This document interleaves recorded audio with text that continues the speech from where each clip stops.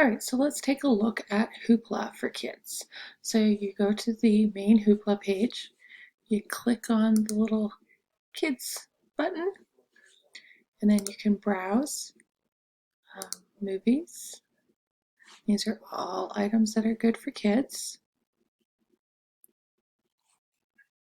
And you can also browse television.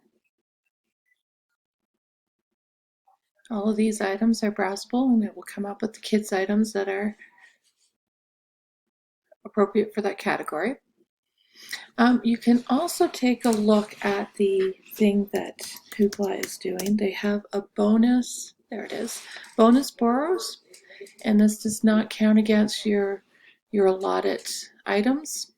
So you click on here, and all of these items are free for you to borrow, and it doesn't count against your 2 items that you're allowed through Northern Lights.